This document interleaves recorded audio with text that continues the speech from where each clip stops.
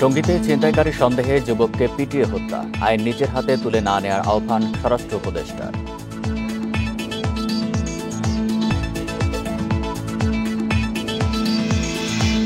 টাঙ্গাইলে শিক্ষা সফরে বাসে ডাকাতির ঘটনায় এখনও কেউ গ্রেপ্তার হয়নি, শিক্ষার্থীসহ ৩ জনকে নির্যাতন।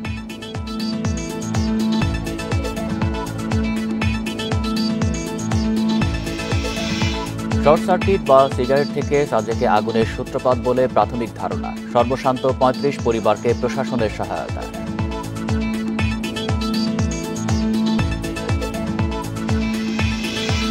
হল ছেড়েছে কুয়েটের বেশিরভাগ শিক্ষার্থী, এখনও ক্যাম্পাসে অবস্থান করছে আন্দোলনকারী কয়েকজন।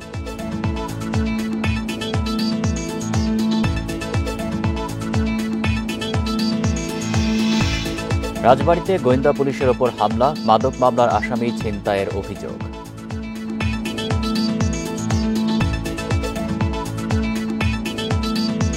স্বাগত সমগ্র বাংলাদেশে, আপনাদের সাথে আছি আমি আলী আশরাফ। শুনছিলেন শিরোনাম, যাচ্ছি পুরো খবরে।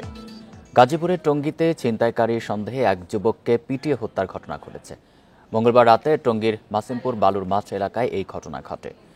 পুলিশ জানায়, সন্ধ্যা 7:30টার দিকে টঙ্গীর স্টেশন রোড এলাকায় ছিনতাইকারী সন্দেহে ওই যুবককে আটক করে স্থানীয় জনতা। পরে তাকে পাশের বালুর মাঠে নিয়ে মারধর করে। এর এক পর্যায়ে তার মৃত্যু হলে মরদেহটি বালুর মাঠে ফেলে চলে যায়। খবর পেয়ে পুলিশ ঘটনাস্থল থেকে যুবকের মরদেহ উদ্ধার করে টঙ্গীর শহীদ আহসানুল্লাহ মাস্টার জেনারেল হাসপাতালে নিয়ে যায়। নিহত যুবকের নাম পরিচয় জানা যায়নি। এই ঘটনায় আইনগত ব্যবস্থা প্রক্রিয়াধীন রয়েছে বলে জানিয়েছে পুলিশ।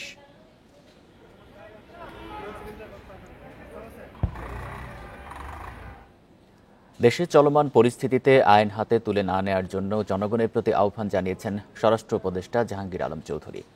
সকালে সাভারের রাজালাখে খামারি অ্যাপসের উদ্বোধনী অনুষ্ঠানে এই আহ্বান জানান তিনি। এ সময় স্বরাষ্ট্র উপদেষ্টা বর্তমান আইনশৃঙ্খলা পরিস্থিতির উন্নতির জন্য পুলিশকে আরও সক্রিয় হওয়ার তাগিদ দেন। বলেন, পরিস্থিতি নিয়ন্ত্রণে পুলিশের সংখ্যা বাড়ানোর চেষ্টা করা হচ্ছে।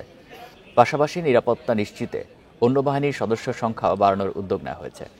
এর আগে কৃষকের মিনি কোল্ড স্টোরেজ ও খামারি অ্যাপসের উদ্বোধনী অনুষ্ঠানে দেশের বিভিন্ন প্রান্ত থেকে আসা কৃষকেরা অংশ নেন। জনগণকে বলবো যে আইন আপনারা নিজের হাতে তুলে নেবেন না, আর পুলিশকে বলবো তারা আরো বেশি অ্যাক্টিভেট হওয়ার জন্য, যেন এই ধরনের ঘটনা না ঘটে। আরেকটা জিনিস, ওই যে আপনি বলছিলেন যে এই এলাকায় আমরা এখানে পুলিশের সংখ্যা বাড়ানোর জন্য আমরা চেষ্টা করতেছি।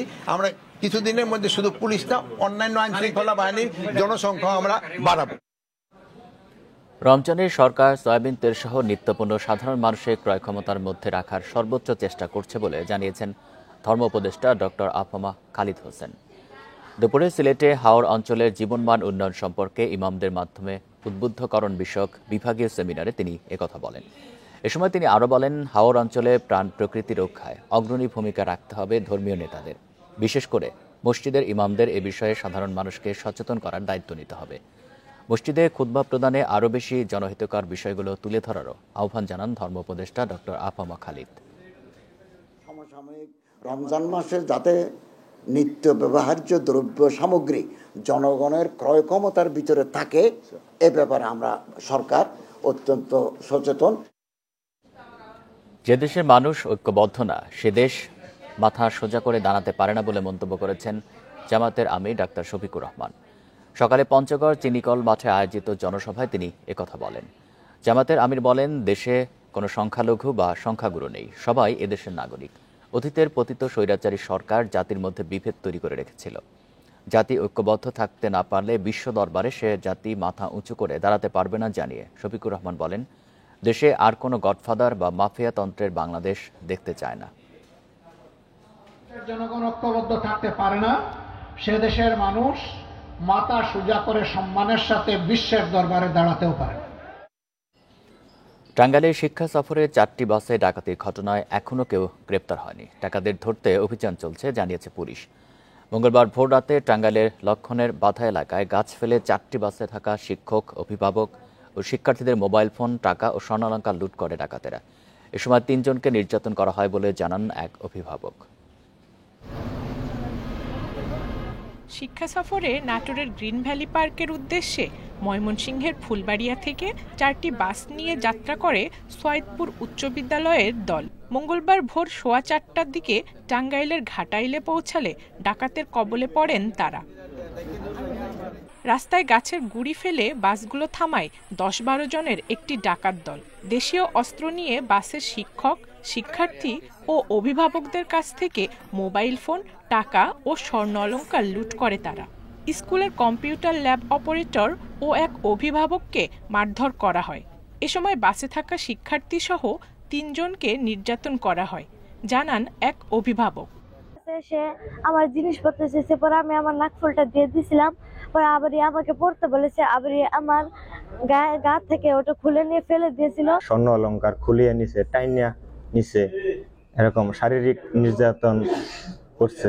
মঙ্গলবার রাত 11:30টায় প্রধান শিক্ষক খলিলুর রহমান বাদী হয়ে অজ্ঞাতনামা 10 থেকে 12 জনকে আসামি করে ঘাটাইল থানায় মামলা দায়ের করেন। পিকনিক যাওয়ার পথে যে ডাকাতের আক্রমণ হয়েছিল, ওখানে ওইটার জন্য আমরা এখানে মামলা করলাম। আশা করি প্রশাসন এই আসামিগুলো ধরতে পারবে এবং এটা সুরাহা হবে। ডাকাতির ঘটনায় জড়িতদের ধরতে অভিযান চলছে, জানালেন পুলিশ সুপার। টাঙ্গাইল জেলা পুলিশ আমরা সর্বোচ্চ চেষ্টা করব এই ঘটনাতে ডিটেকশন করার এবং এখানে যে সমস্ত দুষ্কৃতকারী এই ঘটনার সাথে জড়িত ছিল নিশ্চয়ই আমরা তাদেরকে খুব শীঘ্রই ফাইন্ড আউট করে আইনের আওতায় নিয়ে আসব। এর আগে গত 17 তারিখ উত্তরবঙ্গগামী একটি চলন্ত বাসে ডাকাতি ও নারী শ্লীলতাহানির ঘটনা ঘটে। সে ঘটনার মূল হোতাসহ 5 জনকে গ্রেপ্তার করে পুলিশ। Independent news. বৈদ্যুতিক শর্ট সার্কিট বা সিগারেটের আগুন থেকে সাজেকের রিসোর্টে অগ্নিকাণ্ড বলে প্রাথমিকভাবে ধারণা তদন্ত কমিটির। সকালে রুইলুই পাড়ায় ক্ষতিগ্রস্ত এলাকা পরিদর্শনের সময় সাংবাদিকদের একথা জানান তদন্ত কমিটির প্রধান মোবারক হোসেন। এদিকে ক্ষতিগ্রস্ত 2 শতাধিক মানুষকে ত্রাণ সহায়তা দিয়েছে জেলা প্রশাসন। সাজেকের সাজানো গোছানো পর্যটন কেন্দ্র রুইলুইপাড়া আগুনে পুড়ে ছাই। রিসোর্ট, রেস্টুরেন্ট ছাড়াও পুড়ে গেছে লুসাই ও ত্রিপুরা জনগোষ্ঠীর 36টি ঘরবাড়ি। বুধবার সকালে ঘটনাস্থল পরিদর্শন করেন 5 সদস্যের তদন্ত কমিটি। আগুনের সূত্রপাত হওয়া ইকো ভ্যালি রিসোর্ট সহ আশপাশের কয়েকটি ক্ষতিগ্রস্ত রিসোর্ট পরিদর্শন করে তদন্ত কমিটি। আগুন লাগার কারণ খতিয়ে দেখার কথা জানালেন কমিটির প্রধান। ইকো ভ্যালি রিসোর্ট থেকে আগুনের সূত্রপাত হয় এবং এটা সম্ভব অনেকগুলো কারণ থাকতে পারে, হতে পারে শর্ট সার্কিট অথবা সিগারেটের পরিত্যক্ত অংশ থেকেও হতে পারে। আর যেহেতু আপনারা জানেন যে রিসোর্টগুলো ইন্টেরিয়র করা থাকে, বর্জ্য পদার্থ আশেপাশে থাকে, সেখান থেকেও হতে পারে। এদিকে আগুনে ক্ষতিগ্রস্ত 2 শতাধিক মানুষকে ত্রাণ সহায়তা দিয়েছে জেলা প্রশাসন। স্থানীয় শিব মন্দির ও গির্জায় আশ্রয় নেওয়া 36 পরিবারকে নগদ টাকা ও শুকনো খাবার দেওয়া হয়। পরিবারগুলো ক্ষতিগ্রস্ত হয়েছে, আমাদের 36টা পরিবার। প্রত্যেকটা পরিবারকে আমরা একটা আর্থিক সহযোগিতা দিব এবং পাশাপাশি শুকনো খাদ্য সামগ্রী দিব এবং তাদেরকে আমরা 30 কেজি করে চাল দিচ্ছি এবং ক্যাশ যদি বলি আমরা প্রত্যেকে 7,500 টাকা করে নগদ ক্যাশ দিচ্ছি। সোমবার দুপুরে সাজেকে আগুনে পুড়ে গেছে 34টি রিসোর্ট, কটেজ সহ মোট 70টি স্থাপনা। Independent news. রাজবাড়ীতে গোয়েন্দা পুলিশের ওপর হামলা করে মাদক মামলার এক আসামি ছিনতাইয়ের অভিযোগ উঠেছে। এই ঘটনায় আহত হয়েছেন গোয়েন্দা পুলিশের উপপরিদর্শক ওয়াহিদুল হাসান। সকালে সদর উপজেলার রামকান্তপুর ইউনিয়নে এই ঘটনা ঘটে। জেলা গোয়েন্দা পুলিশ জানায়, সকালে জেলা গোয়েন্দা পুলিশের একটি দল কাজীবাধা এলাকায় মাদক ব্যবসায়ী ফরিদ শেখের বাড়িতে অভিযান চালায়। এ সময় 310 পিস ইয়াবা ও 4 বোতল ফেন্সিডিল সহ ফরিদ শেখকে গ্রেপ্তার করা হয়। পরে তাকে গাড়িতে তোলার সময় পরিবারের সদস্যরা পুলিশের ওপর হামলা চালিয়ে ফরিদকে ছিনিয়ে নেয়। এই ঘটনায় আসামি ফরিদ শেখকে গ্রেপ্তারের চেষ্টা চলছে বলে জানিয়েছে পুলিশ।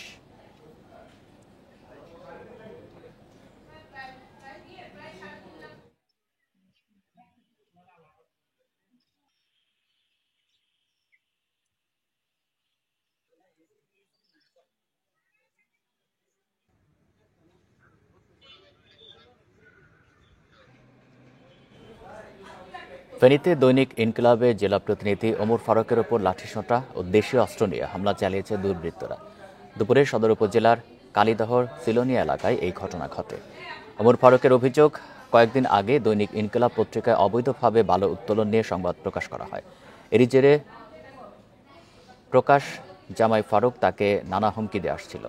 দুপুরে নিজ বাড়ির সামনে প্রকাশ জামাই ফারুকের নেতৃত্বে সন্ত্রাসীরা তার ওপর হামলা চালায়। এই ঘটনায় আসামিদের 24 ঘন্টার মধ্যে গ্রেপ্তারের দাবি জানিয়েছেন সাংবাদিকেরা। ঘটনাস্থল পরিদর্শন করেছে পুলিশ। জড়িতদের ধরতে অভিযান চলছে।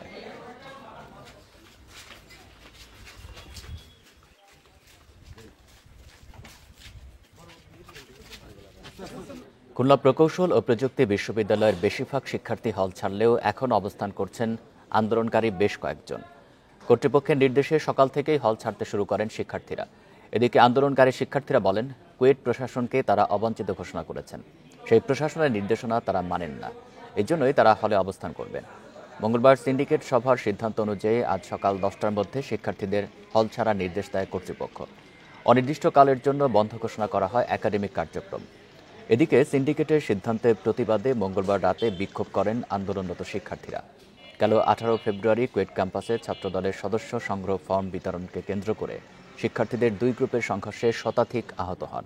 এই ঘটনার পর উপাচার্য, উপ উপাচার্যের পদত্যাগ সহ নানা দাবিতে আন্দোলনে নামেন শিক্ষার্থীরা।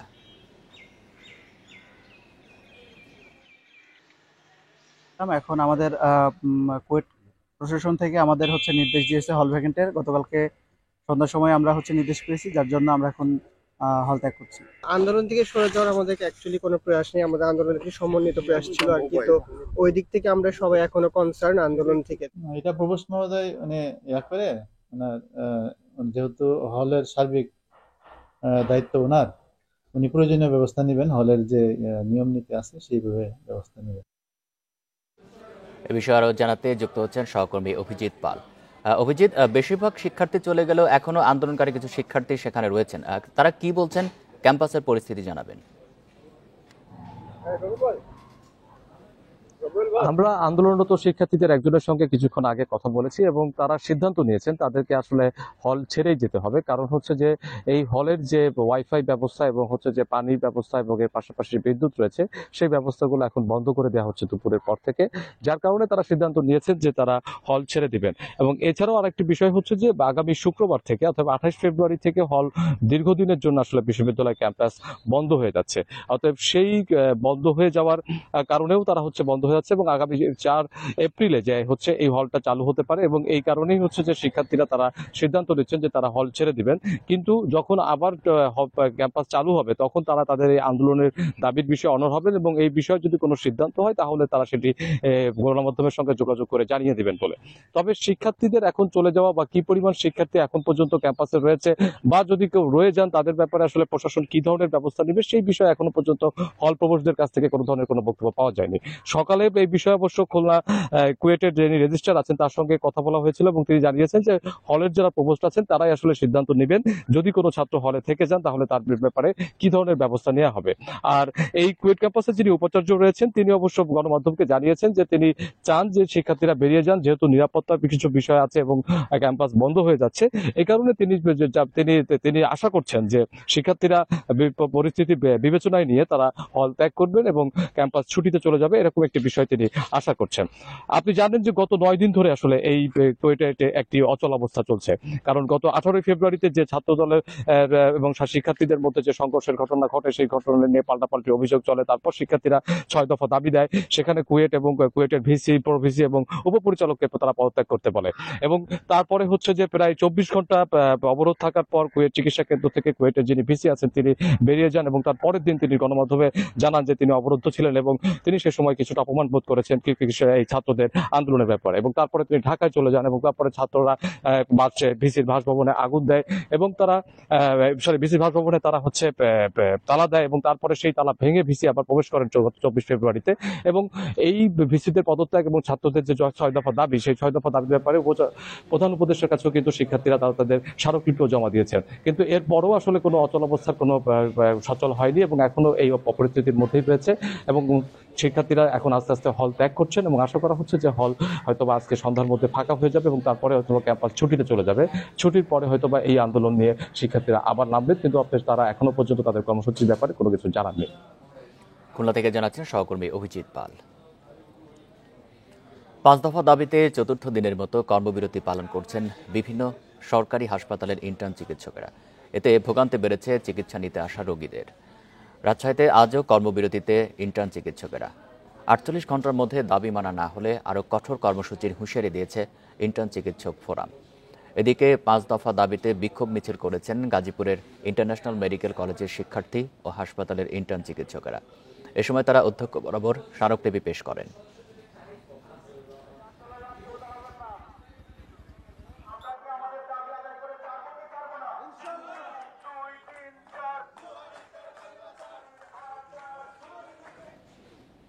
নেত্রকোনার হাওড়া অঞ্চলে বোরো ফসল রক্ষায় বাঁধ সংস্কার কাজ চলছে ধীর গতিতে। 28 ফেব্রুয়ারির মধ্যে নির্মাণ শেষ হওয়ার কথা থাকলেও হয়েছে মাত্র 30 থেকে 40%। এতে ফসলহানির শঙ্কায় কৃষকেরা। জেলার মদন মোহনগঞ্জ খালিয়াজুরি সহ 7 উপজেলার 42,000 হেক্টর জমির ফসল আগাম বন্যা থেকে রক্ষায় ডুবন্ত বাঁধ রয়েছে 365 কিলোমিটার। এর মধ্যে 15 কোটি 85 লাখ টাকা ব্যয় ডিসেম্বরে 146.12 কিলোমিটার বাঁধের সংস্কার শুরু করে পানি উন্নয়ন বোর্ড। 28 ফেব্রুয়ারি প্রকল্পের কাজ শেষ হওয়ার কথা থাকলেও ধীর গতির অভিযোগ কৃষকদের। দ্রুত সময়ে হাওরের ফসল রক্ষা বাঁধের কাজ সম্পন্ন করার দাবি তাদের। আমরা খুব অবস্থা আছি, বাঁধের অবস্থা খারাপ, গতি করে ভানি বাঁধ মূল করতে বানলে বাঁধ হইতেছে না। আমরা বাজেট কম আমরা খিতা করাম, কিন্তু আর একটু হইবে হইলে কাজটা সুন্দর হইলো বা ভালো হইলো। কাজের অগ্রগতি সম্পর্কে আমরা আপ টু ডেট রাখছি এবং হালনাগাদ তথ্য আমরা সরকারের কাছে প্রেরণ করছি। কৃষকদের ব্যাপারে আমি আশ্বস্ত করতে চাই যে আমরা নির্দিষ্ট সময়ের মধ্যে এই ফসল রক্ষা বাঁধ শেষ করতে পারবো। নীতিমালা অনুযায়ী আসলে 28 ফেব্রুয়ারির মধ্যে আমাদের কাজ শেষ করার কথা। আমাদের বর্তমানে বিভিন্ন উপজেলায় যে কার্যক্রম চলমান রয়েছে তাতে দেখা যাচ্ছে যে আমাদের এই যাবৎ পর্যন্ত প্রায় 66% অগ্রগতি অর্জিত হয়েছে। তো দেখা যাবে আমাদের 28 ফেব্রুয়ারির মধ্যে আমাদের সিংহভাগ কাজই শেষ হবে। সুনামগঞ্জে নির্ধারিত সময়ে ফসল রক্ষা বাঁধের কাজ শেষ না হওয়ার প্রতিবাদে মানববন্ধন করেছে হাওর বাঁচাও আন্দোলন কেন্দ্রীয় কমিটি। দুপুর 12টায় শহরের ট্রাফিক পয়েন্টে মানববন্ধন অনুষ্ঠিত হয়। 28 ফেব্রুয়ারির মধ্যে কাজ শেষ হওয়ার কথা ছিল, বর্তমানে কাজের ষাটভাগ শেষ হয়েছে। বক্তারা বলেন, পানি উন্নয়ন বোর্ড প্রতিবেদন তৈরি করলেও কাজের বাস্তব অগ্রগতি নেই। এতে পাহাড়ি ঢল ও বন্যায় ফসলের ক্ষতির আশঙ্কা জানান সংগঠনের নেতারা। চলতি বছর জেলায় প্রায় 700 প্রকল্পের মাধ্যমে বড় ফসল রক্ষা বাঁধের কাজ চলছে, যার ব্যয় ধরা হয়েছে 127 কোটি টাকা। দলীয়করণ করার কারণে নির্ধারিত সময়ে পরিবারের কাজ করা হয়নি। 90%, 85% কথা বলছে, আমরা তা প্রত্যাখ্যান করলাম। আমরা জানি 55 থেকে 60 কাজ হয়েছে। জমি নিয়ে বিরোধের জেরে ঠাকুরগাঁয়ের আউলিয়াপুরে মন্দিরে 144 ধারা জারি করেছে প্রশাসন। বুধবার এই আদেশ দেন সদর উপজেলা নির্বাহী অফিসার খায়রুল ইসলাম। প্রশাসন জানায়, শ্রী শ্রী রসিক রায় জিউ মন্দিরের জমির দখল নিয়ে সনাতন ও ইসকন অনুসারীদের মধ্যে দীর্ঘদিন ধরেই বিরোধ চলে আসছিল। এবছর এই মন্দিরের সনাতন ধর্মাবলম্বী ও ইসকনের শ্রী শ্রী শিবরাত্রি ব্রত পূজা উৎসবের প্রস্তুতি নিয়ে উত্তেজনা দেখা দেয়। এতে বৃহস্পতিবার ভোর 6টা থেকে শুক্রবার দুপুর 12টা পর্যন্ত মন্দির ও আশপাশের এলাকায় 144 ধারা জারি করা হয়েছে।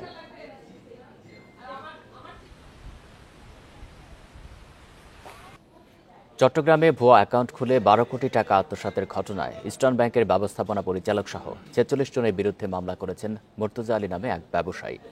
দুপুরে অতিরিক্ত চিফ মেট্রোপলিটন ম্যাজিস্ট্রেট সরকার হাসান শাহরিয়ারের আদালতে এই মামলা করেন তিনি।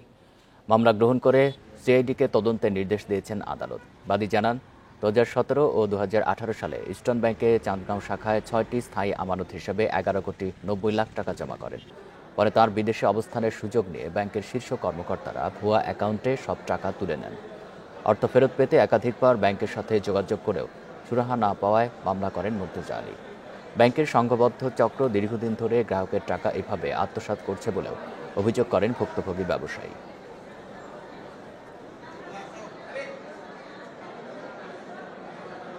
আমার নামে 2টা জাল সঞ্চয় হিসাব, 4টা জাল লোন হিসাব করা হয়েছে। পরে ওখান থেকে 5,44,94,000 টাকা আত্মসাৎ করা হয়েছে। এরপরে আমি এমডির সাথে থেকে শুরু করে ওদের বোর্ড অফ ডাইরেক্টর সবার সাথে যোগাযোগের চেষ্টা করি, তারা যোগাযোগ আমার সাথে করতে চায়নি। ওরা আমাকে একটা বিগত সরকারের প্রভাব বিস্তার করে এই জিনিসটা আমাকে দমায় রাখার চেষ্টা করছে। আমরা আদালত কি বলেছি, এখানে হেড অফিসের যারা ডিরেক্টর বোর্ড আছে, যারা লোন সেকশনের সাথে যারা আছে, ওরা সবাই এখানে জড়িত আছে এবং সবাই মিলে এই চক্রের সাথে জড়িত এবং ওরা সবাই ওখানে একটা লোন সেকশনের জন্য অনেকগুলো অনুমোদন লাগে, রেক্টিফাই লাগে, সবার সিগনেচার আছে। আমরা সবগুলো কোর্ট করছে, আদালত সন্তুষ্ট হয়েছে, আদালত সিআইডিকে তদন্ত দিচ্ছে। কিশোরগঞ্জে করিমগঞ্জে জমি নিয়ে বিরোধের জেরে কৃষক মনিরকে কুপিয়ে হত্যা মামলায় ১৩ জনকে যাবজ্জীবন কারাদণ্ড দিয়েছেন আদালত। দুপুরে জেলা ও দায়রা জজ নুরুল আমিন বিপ্লব এই রায় ঘোষণা করেন। জানা যায়, উপজেলার ভাটিয়াপাড়া গ্রামের কৃষক মনির মিয়ার সঙ্গে ২০২০ সালের ১০ এপ্রিল জমির সীমানা নির্ধারণের সময় কথা কাটাকাটি এক পর্যায়ে কুপিয়ে জখম করে পালিয়ে যায় দণ্ডপ্রাপ্তরা। পরে গুরুতর আহত অবস্থায় তাকে হাসপাতালে নেওয়া হলে চিকিৎসাধীন অবস্থায় মারা যান মনির। এই ঘটনায় তার ভাই আইনউদ্দিন করিমগঞ্জ থানায় ১৪ জনকে আসামি করে মামলা দায়ের করেন। তদন্ত ও দীর্ঘ শুনানি শেষে আজ এই মামলার রায় ঘোষণা করে আদালত। মনির হত্যা মামলা অদ্য কিশোরগঞ্জ জেলা ও দায়রা জজ জনাব নুরুল আমিন বিপ্লব সাহেব আদালতে সাক্ষী প্রমাণের ভিত্তিতে খুনের ঘটনা প্রমাণিত হয় ১৩ জন আসামিকে যাবজ্জীবন সশ্রম কারাদণ্ডে দণ্ডিত করেন। রোজায় দাম নিয়ন্ত্রণে রাখতে মাগুরার সদরের পুরাতন বাজার এলাকায় জাতীয় ভোক্তা অধিকার সংরক্ষণ অধিদপ্তর অভিযান চালিয়েছে। এ সময় দুটি ব্যবসা প্রতিষ্ঠানকে ২৫,০০০ টাকা জরিমানা করা হয়। দুপুরে অধিদপ্তরের সহকারী পরিচালক মোহাম্মদ সজল আহমেদের নেতৃত্বে অভিযান চালায় প্রশাসন। তিনি বলেন, এ সময় দোকানে মেয়াদ উত্তীর্ণ পণ্য, মূল্য তালিকা না থাকা এবং সেমাইয়ের দাম লেখা না থাকায় কয়েকটি ব্যবসা প্রতিষ্ঠানকে অর্থদণ্ড দেওয়া হয়। রোজায় নিত্য পণ্যের দাম নিয়ন্ত্রণে অভিযান নিয়মিত পরিচালিত হবে। এছাড়াও রমজান মাসে বাজার মনিটরিংয়ের জন্য স্পেশাল টিম কাজ করবেন বলেও জানান এই কর্মকর্তা।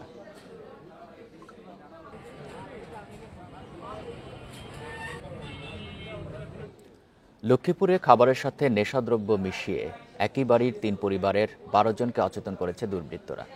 মঙ্গলবার রাতে কমলনগর উপজেলার চর ফলকন ইউনিয়নে এই ঘটনা ঘটে। স্থানীয়রা জানায়, মঙ্গলবার বিকেলে প্রতিবেশী বাড়িতে বিয়ের অনুষ্ঠানে যান তারা। বাড়ি ফিরে রাতের খাবার খেয়ে ঘুমিয়ে পড়েন। এ সময় পরিবারের অন্য সদস্যরা একাধিকবার ডাকাডাকি করে। কোনো সাড়া শব্দ না পেয়ে দরজা ভেঙে ঘরে ঢুকে সবাইকে অচেতন অবস্থায় দেখতে পান। পরে তাদের উদ্ধার করে হাসপাতালে ভর্তি করা হয়েছে। এদের মধ্যে 4 শিশু রয়েছে। ধারণা করা হচ্ছে, বিয়ের বাড়িতে অনুষ্ঠান দেখতে যাওয়ার কোনো এক ফাঁকে দুর্বৃত্তরা খাবারে নেশাদ্রব্য মিশিয়ে দিয়েছে।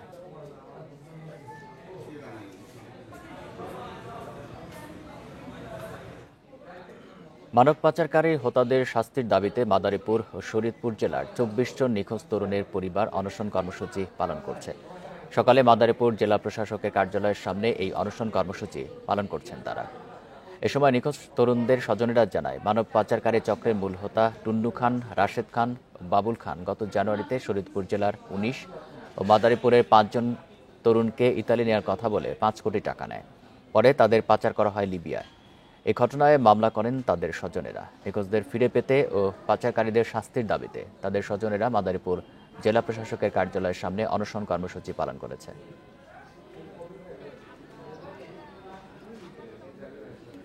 চট্টগ্রামে পতেঙ্গা সমুদ্র সৈকতে পার্কিং ইজারা নিয়ে মুখোমুখি জেলা প্রশাসন ও সিডিএ। বীজ তত্ত্বাবধানের দায়িত্বে থাকা সিডিএর সাথে আলোচনা না করে ইজারাদার নিয়োগে দরপত্র চেয়েছে প্রশাসন। তবে সিডিএ বলছে, পার্কিং ইজারা দেওয়ার এখতিয়ার জেলা প্রশাসনের নেই। দুই কর্তৃপক্ষের টানাটানিতে সৈকত নিয়ে সমন্বিত পরিকল্পনা ফেস্তে যেতে বসেছে। চট্টগ্রামের পতেঙ্গা সমুদ্র সৈকতের সৌন্দর্য ও ব্যবস্থাপনা ঢেলে সাজাতে গত ডিসেম্বরে একযোগে কাজ শুরু করে সিডিএ, সিটি কর্পোরেশন ও জেলা প্রশাসন। তবে ভেস্তে যেতে বসেছে সেই সমন্বিত উদ্যোগ।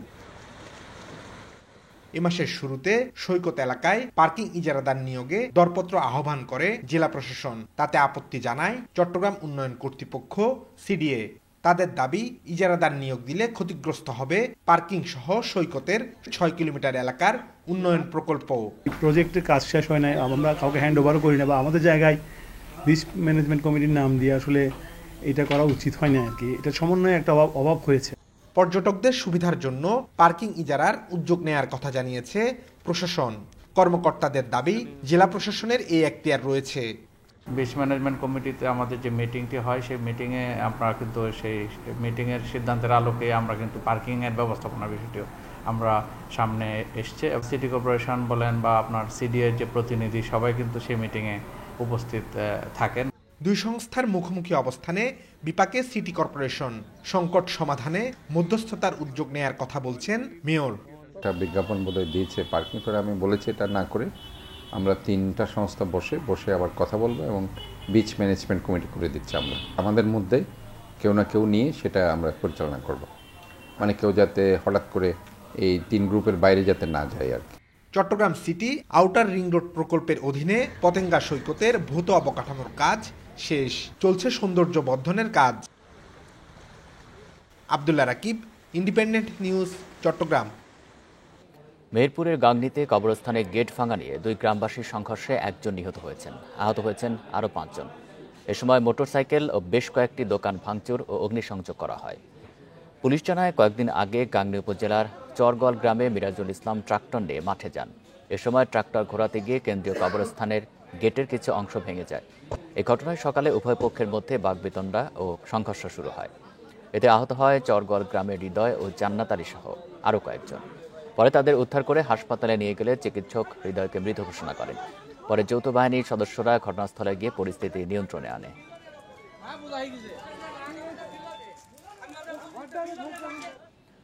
সিলেট ওসমানী আন্তর্জাতিক বিমানবন্দরে উড়োজাহাজে অগ্নি নির্বাপনের মহড়া অনুষ্ঠিত হয়েছে। দুপুরে বিমানবন্দরের রানওয়েতে বেসামরিক বিমান চলাচল কর্তৃপক্ষের আয়োজনে ডামি উড়োজাহাজ, যাত্রী ও ক্রু নিয়ে এই মহড়া অনুষ্ঠিত হয়। এতে ফায়ার সার্ভিস, বিমানবন্দরের বিভিন্ন দপ্তরের কর্মী সহ সিলেটের বিভিন্ন বেসরকারি হাসপাতালের কর্মীরাও অংশ নেন। মহড়ায় প্রধান অতিথি হিসেবে উপস্থিত ছিলেন বেবিচক চেয়ারম্যান এয়ার ভাইস মার্শাল মঞ্জুর কবির ভূঁইয়া। তিনি বলেন, মহড়া জরুরি মুহূর্তে বিভিন্ন সংস্থার মধ্যে কার্যকর সমন্বয় সাধনে গুরুত্বপূর্ণ ভূমিকা রাখে। পাশাপাশি দুর্ঘটনার সময় দ্রুততার সাথে যানবাহনের নিরাপত্তা নিশ্চিত করতেও এই ধরনের মহড়ার বিকল্প নেই বলে জানান তিনি।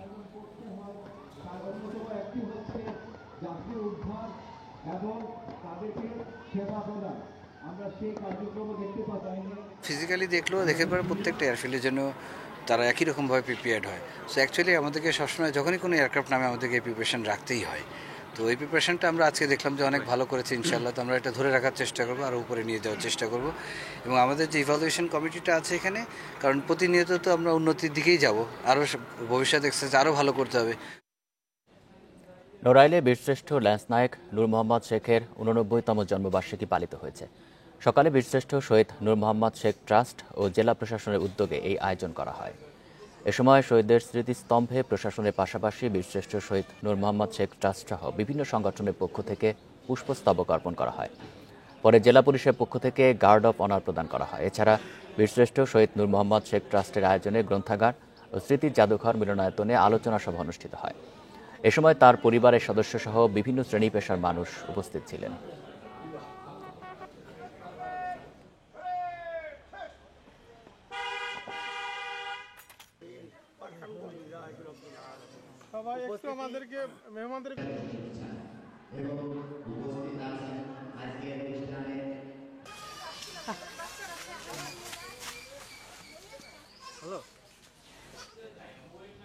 সরকারি মেডিকেলে ভর্তি হয়েও লেখাপড়া খরচ নিয়ে দুশ্চিন্তায় সাতক্ষীরা জেলার কলারোয়ার শিক্ষার্থী নাদিরা খাতুন।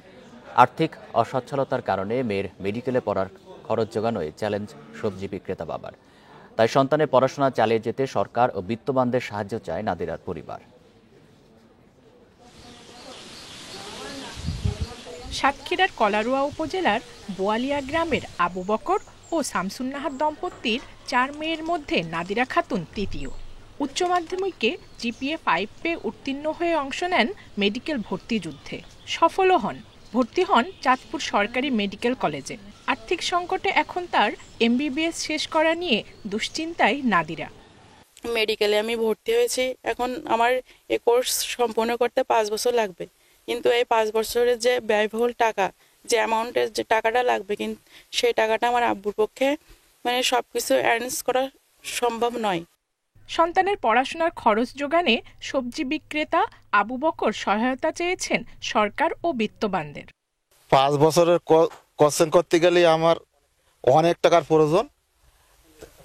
আমার চালাতে গেলে অনেক কষ্ট হয়ে যাচ্ছে। সরকারিভাবে যদি আমার কিছু অনুদান সাহায্য করে তাহলে আমার মেয়েটার স্বপ্নটা পূরণ হতো। এদিকে মেধাবী শিক্ষার্থীদের ঝরে পড়া ঠেকাতে কাজ করার কথা জানিয়েছে প্রশাসন। তো এই ব্যাপারে আমরা উপজেলা প্রশাসন তাকে আশ্বস্ত করেছি সবসময়ই তার পাশে থাকবে। ইতিমধ্যে বেশ কিছু জায়গা থেকে তাকে আশ্বস্ত করা হয়েছে, ছোট ছোট কিছু অনুদানও পেয়েছে। অসহায় ও দুস্থের সেবায় নিজেকে নিয়োজিত করার ইচ্ছা নাদিরার। তার মতো মেধাবী শিক্ষার্থীর স্বপ্ন পূরণে এগিয়ে আসতে পারে সমাজের হৃদয়বান ও সচ্ছল ব্যক্তিরা। Independent news. সনাতন ধর্মাবলম্বীদের তৃতীয় আন্তর্জাতিক পীঠস্থান খ্যাত ঝালকাঠি সদর উপজেলার পোনাবালিয়ার ঐতিহ্যবাহী শিববাড়িতে শিব চতুর্দশী উপলক্ষে 3 দিনব্যাপী মেলা শুরু হয়েছে। দুপুরে ত্রাম্বকেশ্বর ভৈরবের আরাধনার মধ্য দিয়ে পূজা অর্চনা, শিব দর্শন, পুণ্য স্নান সহ বিভিন্ন ধর্মীয় আচার অনুষ্ঠান শুরু হয়েছে। মন্দিরের পুরোহিত মহাদেব চক্রবর্তী জানান, প্রায় 300 বছরেরও বেশি সময় ধরে প্রতি বছর শিববাড়িতে এই অনুষ্ঠান হয়ে আসছে। এই উপলক্ষে দেশ বিদেশের হাজার হাজার সনাতন ধর্মাবলম্বী পুণ্যার্থী শিব দর্শন করতে আসেন। তাদের পদচারণায় মুখর হয়ে উঠছে শিববাড়ি। স্বামীর মঙ্গল কামনায় দেবতা শিবকে তুষ্ট করতে গৃহবধূরা শিব অর্ঘ্য দিতে আসেন। এই উপলক্ষে গ্রামীণ মেলার বাহারি পসরা সাজিয়ে বসেছেন বিক্রেতারা।